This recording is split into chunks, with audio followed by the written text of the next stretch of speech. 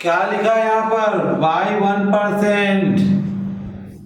ठीक है, मतलब यदि if you start with 100 then 1% मतलब 1 millimetre of H G will reduce by 100%। बोला रिड्यूस्ड बाय 1%, परसेंट मतलब 1/100।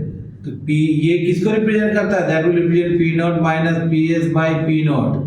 ठीक है, क्लियर हुआ बात। और वेट ऑफ सॉल्यूट ये है ग्लूकोज, कितना हुआ 180 डिवाइडेड बाय 180। ठीक है, मॉलिक्यूलर वेट कितना होगा ग्लूकोज का? मॉलिक्यूलर वेट बच्चों कितना होगा 180। वेट ऑफ वाटर ये तो मालूम नहीं हमें, मॉलिक्यूलर वेट ऑफ वाटर कितना है बच्चों 18। ठीक है, अब जब हम लोग देख लें हमारे अपना मतलब क्या हो रहा है, 1/100 हो गया, ये 180/180 हो गया, ये भी 180/180 लिख लिया, प्लस W/80। तो ये 1/100 इज इक्वल टू 1/1 प्लस, या इसको ऐसे करें 18 प्लस W हो गया। ठीक है, अब हम लोग इसको कर ले 18 plus W is equal to 18 into 100, या W is equal to 17 into 100। आ गया आंसर? देखिए 18 इंटू 19। ठीक है, क्लियर। अब इससे रिलेटेड क्वेश्चन कर पाएंगे। एक क्वेश्चन और बनाते हैं, ये बड़ा लाजवाब क्वेश्चन है, क्या बढ़िया सुनाइएगा।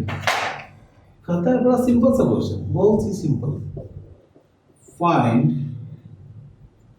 Vapour pressure of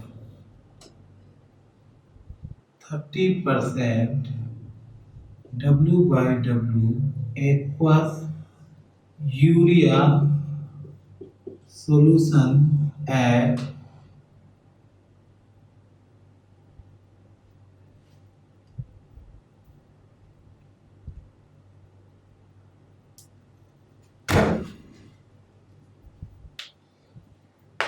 at 100 degree centigrade. ये क्वेश्चन बड़ा छोटा है, इसके लिए आपको 1 मिनट का टाइम देते हैं। आप इस क्वेश्चन को पढ़ के मुझे समझाओ कि what the given information in this question, the given information in this question. जरा ध्यान से देखिए, find vapour pressure of 30% W/W aqueous urea solution. अच्छा, इस क्वेश्चन को थोड़ा सा और एक्सटेंड किया जाए। एक तो बोला कुछ भी नहीं दिया गया है, तो पहले तो vapour pressure of pure water not given, vapour pressure of solution we have to find out, weight of solute, weight of solute. ये सारी चीजें हमारे दिमाग में एक साथ घर कर गई। How to solve it sir? तो हम लोग क्या करेंगे, ये जो चीजें लिखी हुई है इसको थोड़ा एक्सप्लेन करते हैं, क्योंकि जब हम किसी क्वेश्चन को छोटा देखते तो घबराहट होने लगती, कुछ दिया हुआ नहीं है। 30% W/W का मतलब आप बताओ मुझे। मैंने लास्ट क्लास में भी कई बार इसके बारे में बात की है। इसका सिंपल मीनिंग होता है कि 30 ग्राम ऑफ यूरिया, याद है हम लोगों ने बताया था इसके बारे में, 100 gram of solution. My dear student, जब ये 100 ग्राम ऑफ सोल्यूशन की बात कर रहे हैं तो थोड़ा सा इसके बारे में सोचिए ना। ये हो गया, ये क्या हो गया मेरा वेट ऑफ सोल्यूट हो गया, और ये यूरिया है, इसका मॉलिक्यूलर वेट भी मालूम हो गया हमें, मॉलिक्यूलर वेट 60 होता है। ये तो सॉल्यूशन है ना my dear, gram of aqua solution है। तो वेट ऑफ वाटर निकालना हुआ, क्योंकि सॉल्वेंट है, ये तो सॉल्वेंट है, weight of solution minus weight of solute.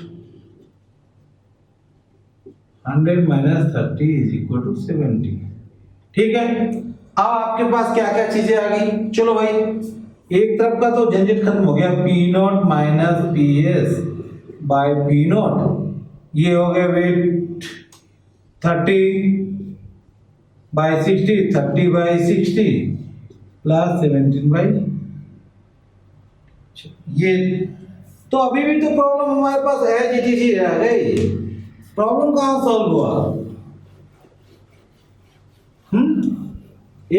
दो अननोन है, पी नॉट और पी ए दोनों ही अननोन है। नहीं my dear, P not unknown नहीं है। ये क्या है? Vapour pressure of pure water. एक इंफॉर्मेशन दी गई है, एट 100 डिग्री क्या होता है? 100 degree, 100 degree the boiling point of pure water होता है बच्चों।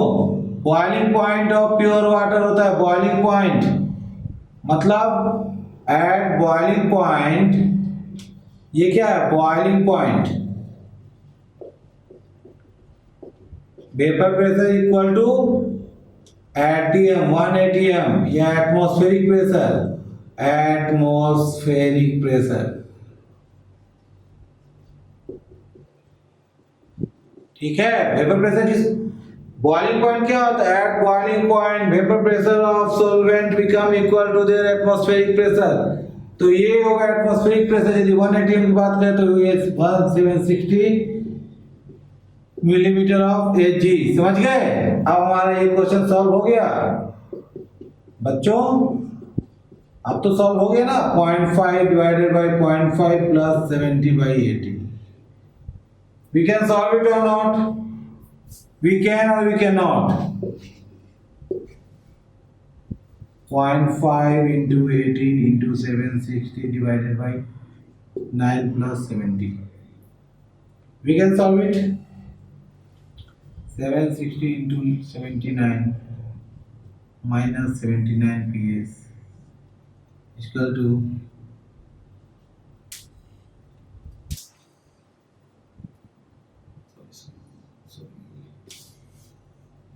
that's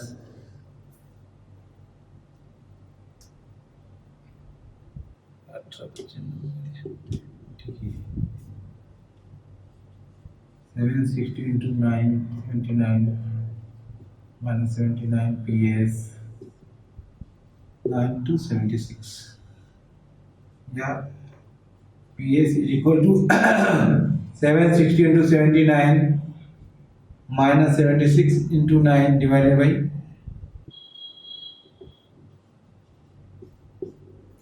you can solve it. ठीक है, कोई डाउट कर सकते हैं? चलिए,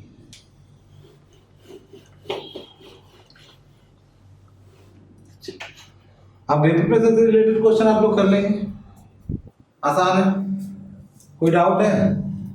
कर पाएंगे तो सिंपल क्वेश्चन होते हैं। Elevation in boiling point and depression in freezing point. ठीक है, अगला जो होगा उस पे हम लोग बात करते हैं। इससे रिलेटेड क्वेश्चन आप कर पाएंगे तो?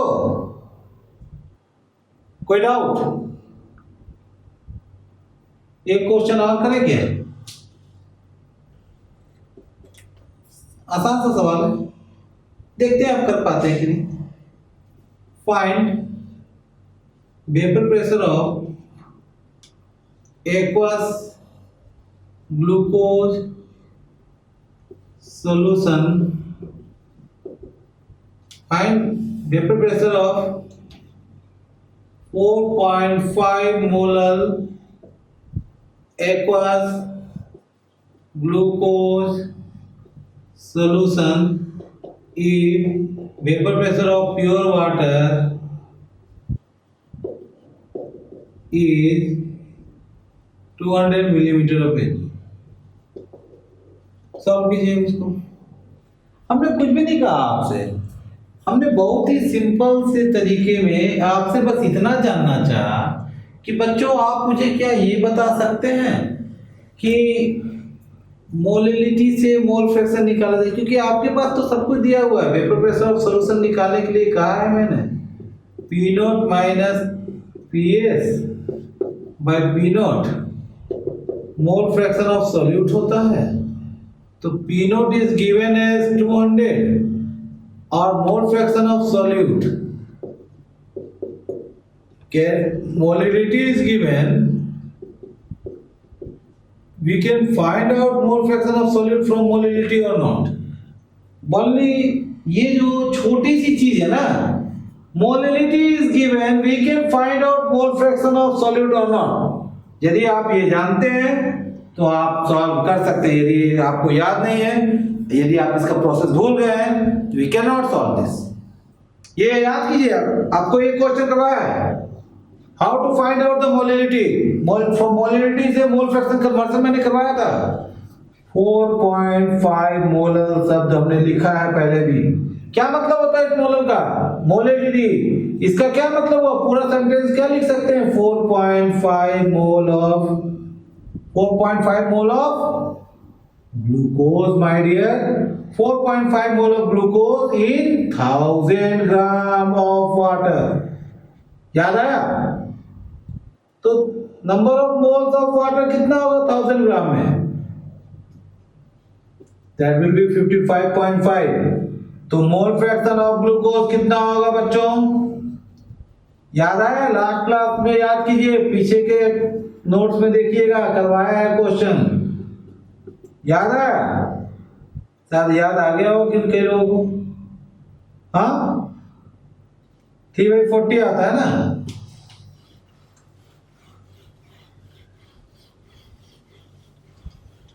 बच्चों याद आया है नहीं,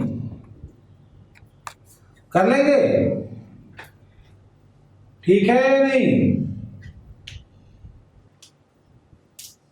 देखिए अब आपके पास ये 200 है, ये पीएस है, ये 200 है। देखिए रिवीजन जरूरी है, यदि आप रिवीजन नहीं कर रहे हैं, वीडियो को वहीं पर छोड़ दे रहे हैं जहां है, तो फिर कोई फायदा नहीं होने वाला है, आपका टाइम भी वेस्ट हो जाएगा, आप सीखेंगे भी नहीं कुछ। ये आप ध्यान रखें, रेगुलर रूप से नोट्स करके रिवीजन कीजिए, क्योंकि जब भी टेस्ट होगा तो एक साथ कई असाइनमेंट आपको करने पड़ जाएंगे। यदि आप ये सब प्रॉब्लम नहीं करेंगे तो लास्ट में प्रॉब्लम आ जाएगी आपके लिए, समझ गए?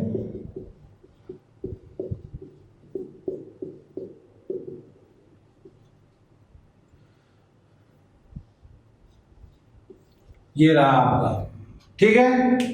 तो आज अभी हम लोग यहाँ कुछ देर के लिए रुकेंगे, आप इसको नोट डाउन करें, फिर हम लोग आगे देखते हैं।